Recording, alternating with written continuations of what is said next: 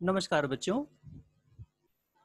आज हम शुरू कर रहे हैं बहुव्रीहि समास। जैसा कि आपको बताया गया है कि समास में दो ही पद होते हैं, पूर्व पद और उत्तर पद। पूर्व पद का मतलब है आधा पहले वाला पद, उत्तर पद का मतलब है आधा बाद वाला पद।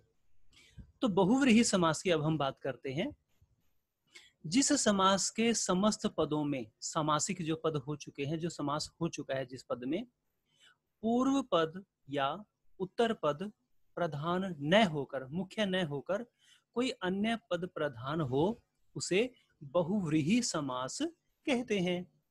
मतलब आपने देखा कि किसी समास का पूर्व पद प्रधान होता है तो किसी का उत्तर पद प्रधान होता है, किसी के दोनों पद प्रधान होते हैं।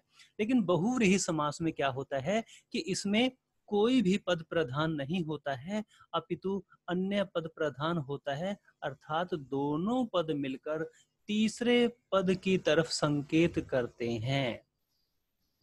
इस समास में समस्त पद का विग्रह करने पर अंत में जिसका, जिसकी, जिसके, जो, वाला, वाली, वाले आदि शब्द आते हैं। अर्थात जब हम इस समास का विग्रह कर देते हैं तब उसके अंत में इन शब्दों का प्रयोग होता है बात को स्पष्ट करने के लिए, अर्थ को स्पष्ट करने के लिए। उदाहरण से समझते हैं बात को। जैसे चक्रधर, इसमें दो ही पद हैं और आपको बताया गया है कि समास में दो ही पद होते हैं, दो से अधिक पद नहीं होते हैं।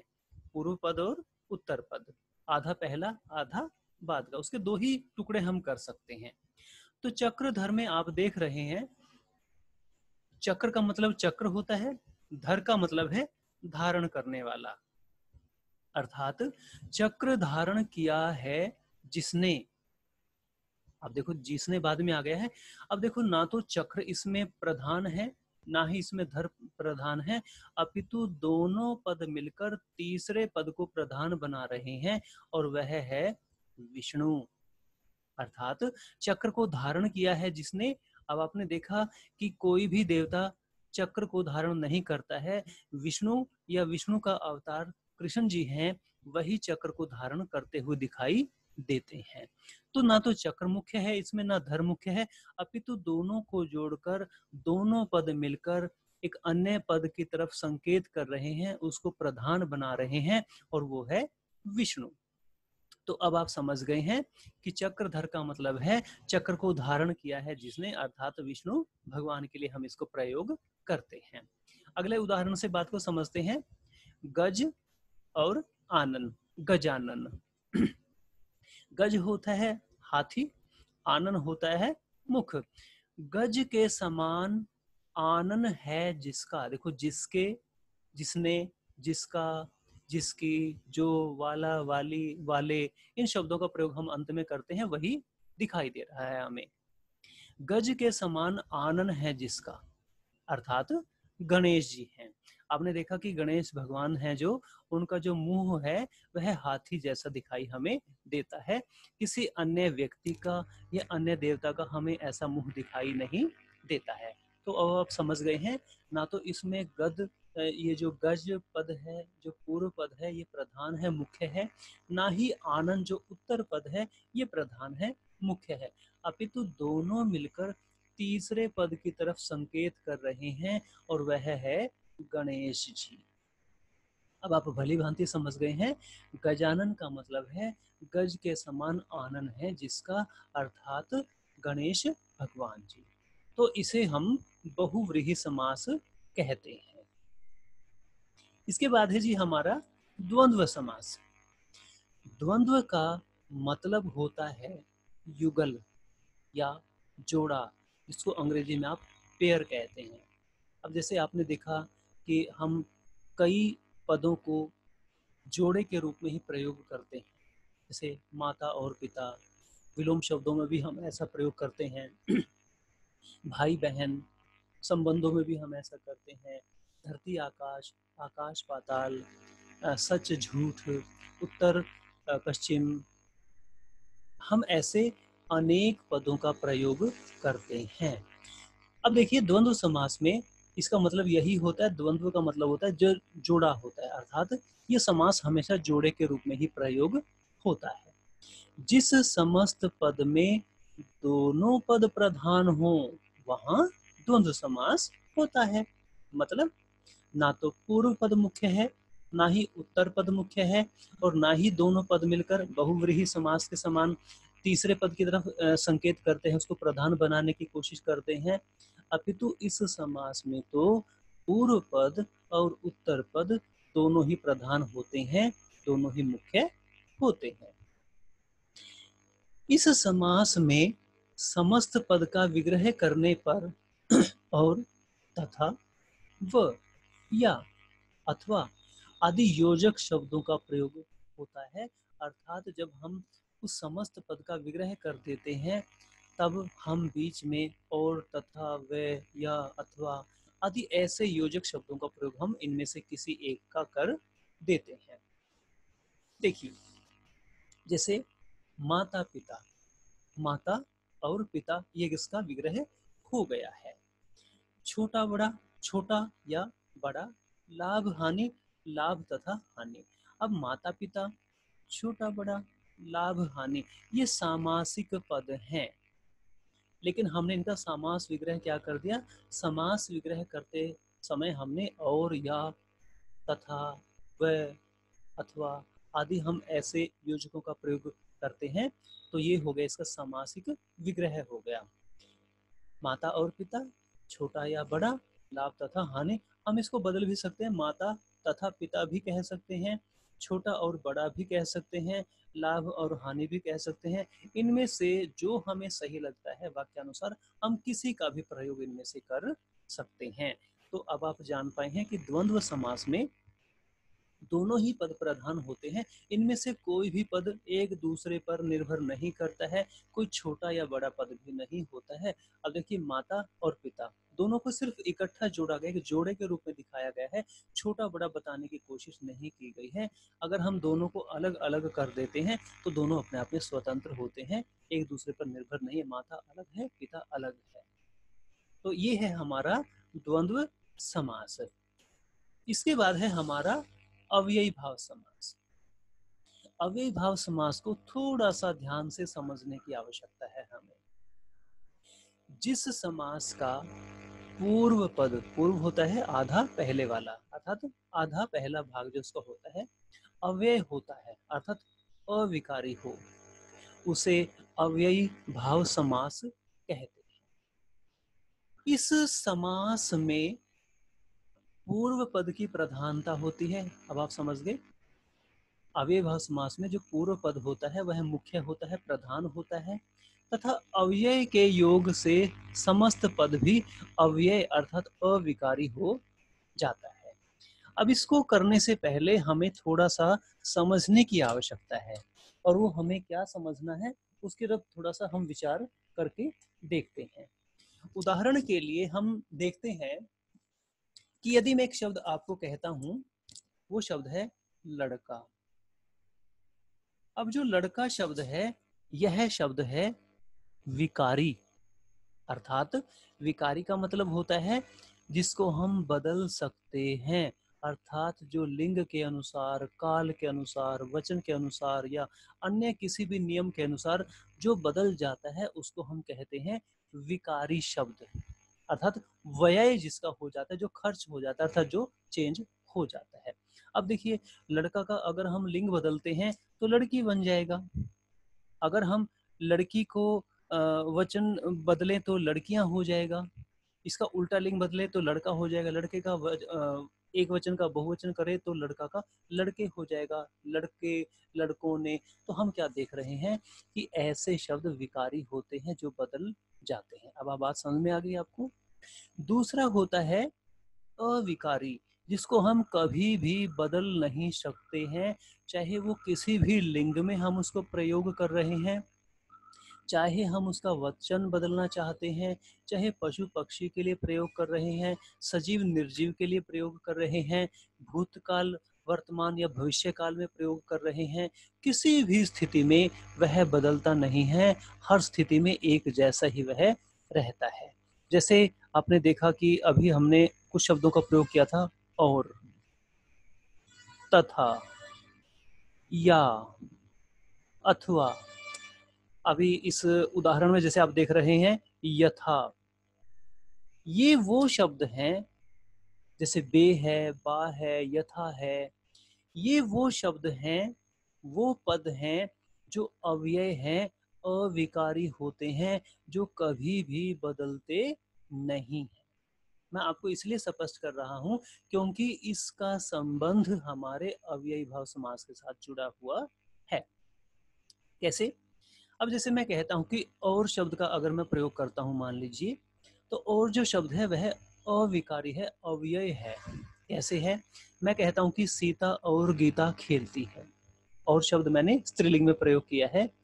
राम और श्याम खेलते हैं, मैंने पुल्लिंग में प्रयोग किया, आपने देखा कि वो बदला ही नहीं है, अर्थात वो किसी भी लिंग में हो वो एक समान रहता है। ऐसे ही आप देखते हैं कि हीरा और मोती दोनों बैलों ने अपने मालिक की खूब सेवा की। आपने देखा कि मैंने पशु के लिए इनको प्रयोग किया है, तब भी ये अपना रूप नहीं बदल रहा है, अर्थात यह अविकारी अव्यय ही बना हुआ है। अब आप बात को समझ गए हैं। अब आइए दोबारा अव्ययी भाव समास पर। अव्ययी, अव्यय होता है अविकारी, अव्ययी भाव अर्थात जिसमें अव्यय होने का भाव हो, अर्थात जो सामासिक पद अविकारी हो, अर्थात जो सामासिक पद कभी भी बदलता नहीं है, हम चाहे उसको किसी के साथ भी प्रयोग कर लेते हैं। देखिए, इस समास का जो पूर्व पद होता है वह अव्यय होता है, अविकारी होता है। पिछला जरूरी नहीं है कि वो अविकारी ही हो, वो विकारी भी हो सकता है। इसलिए, लेकिन जब हम इन दोनों पदों को, पूर्व पद को और उत्तर पद को आपस में जोड़ देते हैं, उनको इकट्ठा कर देते हैं, समास उसका बना देते हैं, तब वो दोनों पद मिलकर अविकारी ही हो जाते हैं, फिर वो भी बदलते नहीं हैं। अब आप पहले उदाहरण से इस बात को अच्छे से समझ जाएंगे। जैसे यथा शब्द है अविकारी अव्यय, ये कभी बदलता नहीं है। शक्ति शब्द है विकारी, यह बदल जाता है। जैसे मैं कहता हूँ कि मुझ में शक्ति है या मोहन में शक्ति है, एक वचन हो गया जी। मैं कहता हूँ देवताओं में शक्तियां होती है, तो हमने शक्ति का शक्तियां बना दिया। तो आपने देखा कि जैसे ही हमने इसका वचन बदला, इसमें बदलाव आ गया, इसका बहुवचन बन गया है। इसका मतलब क्या हुआ कि जो शक्ति शब्द है यह विकारी है, इसमें बदलाव आ जाता है। यह शब्द लड़के के समान है, जिसका हम लड़की भी बना सकते हैं वचन लिंग बदल के, और लड़के भी उसका वचन बदल के हम इसका बना सकते हैं। तो अब समझ पा रहे हैं कि यथाशक्ति में जो दोनों पद हैं, पूर्व पद अविकारी है, लेकिन जो उत्तर पद है वह है हमारा विकारी। लेकिन हमने क्या किया, जब दोनों पदों का योग कर दिया, योग होता है जोड़ना, जब हमने दोनों का योग कर दिया, दोनों को जोड़ दिया, अब ये पूरा का पूरा पद ही हमारा सामासिक पद, ये हमारा अविकारी हो गया है, अव्यय हो गया है, अर्थात इसमें से अव्यय का भाव निकल रहा है, अर्थात यह अव्ययी भाव समास बन गया। कैसे? दोबारा समझें। यथाशक्ति, यथाशक्ति का मतलब होता है शक्ति के अनुसार, इसमें यथा है वो अव्यय शब्द है। अब आप देखिए, यथाशक्ति जो शब्द हो गया, अब इसमें जो शक्ति उत्तर पद है वह अविकारी बन चुका है, वो भी चेंज अब नहीं हो पाएगा। कैसे? यथाशक्ति का अर्थ क्या निकलता है? शक्ति के अनुसार। मैंने यथाशक्ति परिश्रम किया, लेकिन मैं कक्षा में फर्स्ट नहीं आ पाया। अब अर्थ क्या निकाल रहे हैं? मैंने अपने लिए इसको प्रयोग किया है, लेकिन एक वचन में यथाशक्ति ही प्रयोग हो रहा है, कोई बदलाव नहीं आया। अब मैं इसको बहुवचन में प्रयोग करता हूँ। मैंने और मोहन ने यथाशक्ति जोर लगाया, लेकिन हम दौड़ में प्रथम नहीं आ पाए। अब देखा, मैंने वचन चेंज कर दिया, बहुवचन बना दिया, तब भी इसमें कोई बदलाव नहीं आया। सभी बच्चे यथाशक्ति परिश्रम करते हैं, उनमें से कुछ अच्छे अंक ले लेते हैं, कुछ सब बहुत ज्यादा अच्छे अंक ले लेते हैं। अब आपने देखा, मैंने अनेक बच्चों के लिए इसको प्रयोग किया है, तब भी यथाशक्ति में कोई परिवर्तन नहीं आया, अर्थात इसमें अव्यय का भाव छिपा हुआ है, ये अविकारी होता है। ऐसे ही बेमिसाल, बे अव्यय है, मिसाल इसका उत्तर पद है। जब हम इसको जोड़ देते हैं, बेमिसाल, कई बार हमने देखा कि हम कोई घर में वाक्य यूज करते हैं या कक्षा में यूज करते हैं, प्रयोग करते हैं, तो हम कहते हैं तुम तो बहुत बेमिसाल या तुम तो बेमिसाल हो, अर्थात जिसकी कोई मिसाल ना दी जा सके, अर्थात यूनिक है अपने आप में, सर्वश्रेष्ठ है जैसे अपने आप में। अब बे हमारा जो अव्यय शब्द है, अविकारी है, मिसाल के साथ जुड़ने के बाद ये पूरा का पूरा सामासिक पद अब अव्यय हो गया है, अविकारी हो गया, इसमें से अव्यय का भाव हमारे सामने दिखाई पड़ रहा है, हमें समझ में आ रहा है। तो अब आप समझ गए हैं, बेमिसाल का मतलब है जिसकी मिसाल ना हो। ऐसे ही बा अदब, बा होता है साथ में, अदब होता है मान सम्मान, अदब के साथ। तो अदब के साथ इसमें बा अव्यय जुड़ने से अब ये जो बा अदब है, ये पूरा का पूरा पद अव्यय बन चुका है। तो अब आप इसको अच्छे से समझ गए हैं। अब हम दोबारा से इनकी दोहराई करते हैं और समझने का प्रयास करते हैं। समास किसे कहते हैं, पहले हम यही समझेंगे।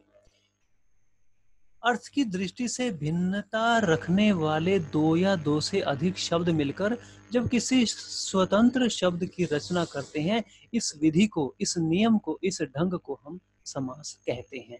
अर्थात जो अलग अलग अर्थ वाले जो शब्द होते हैं या पद होते हैं, जब हम उनको जोड़ देते हैं, एक नया शब्द बना देते हैं, इस नियम को हम समास कहते हैं। जैसे लास्ट में आपने देखा है, देश अलग शब्द है, वासी अलग शब्द है, जब हम जोड़ते हैं दोनों को, देश का वासी, अब हम इसका समासिक पद बनाते हैं देशवासी। अब एक नया स्वतंत्र शब्द बन गया है, अर्थात हमने इसका समास कर दिया है, हम इसको समास कहते हैं। इसके बाद है हमारा समास के भेद।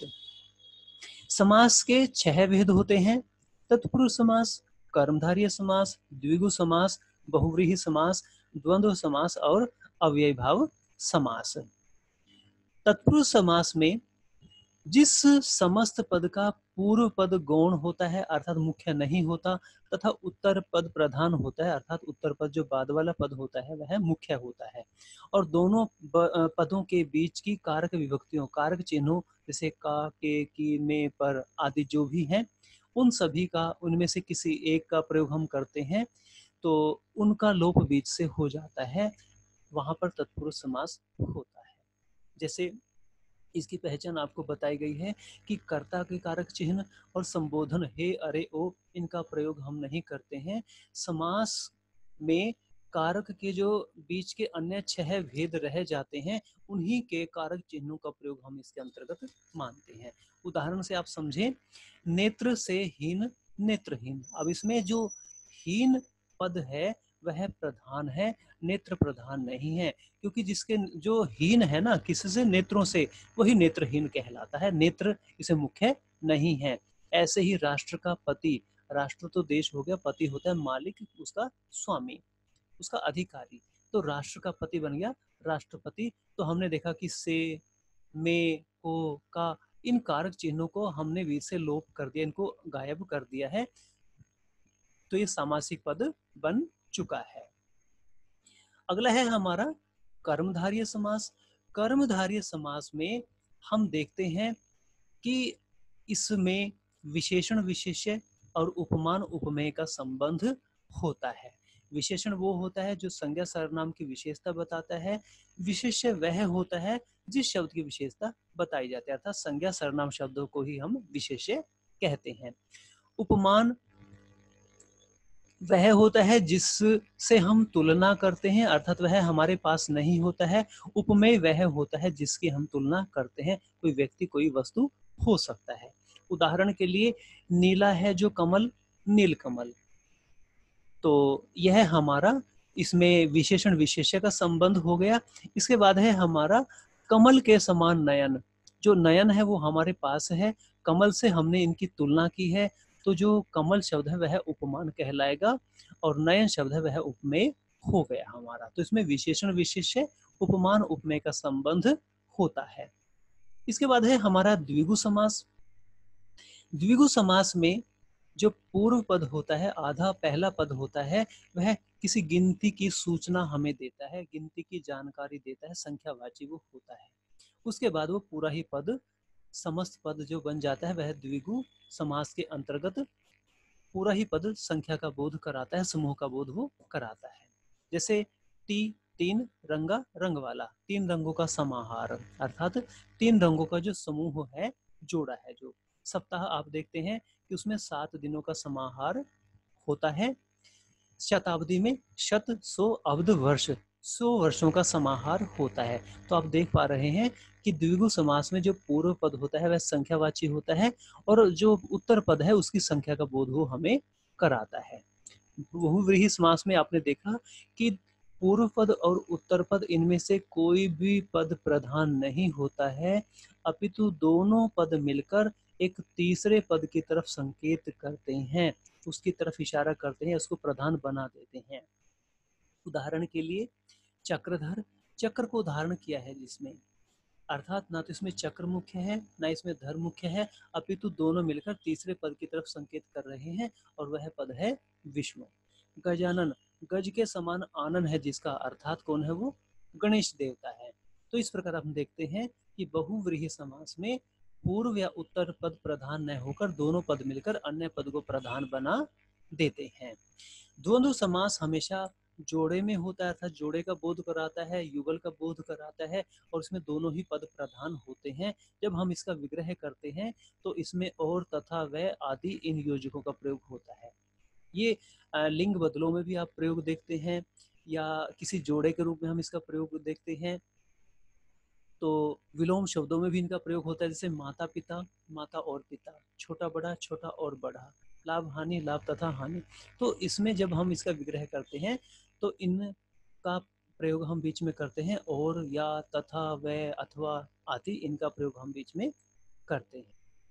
अंतिम है हमारा अव्ययी भाव समास। अव्ययी भाव समास में हमारा जो पूर्व पद होता है वह अविकारी होता है और उत्तर पद होता है उसको भी वो जुड़ने के बाद अविकारी बना देता है, अर्थात पूरा का पूरा पद अव्यय का भाव हमारे मन में भेज देता है, अर्थात हमें अव्यय का भाव वो कराना शुरू कर देता है। उदाहरण के लिए जैसे यथाशक्ति, यथा जो पद है, पूर्व पद है, यह अविकारी है, अव्यय है। हमने शक्ति को जोड़ा, यह विकारी है, यह बदल सकता है, शक्ति का शक्तियां बन सकता है। आपने कभी नहीं देखा कि यथा का यथी हमने सुना हो, तो ऐसा नहीं बनता है लिंग बदलों में ऐसे। तो यथा शक्ति, शक्ति के अनुसार। तो अब देखा कि यथा शक्ति जो ये सामासिक पद है यह पूर्ण रूप से अब अविकारी बन चुका है, इसमें भी अब कोई बदलाव नहीं आ सकता।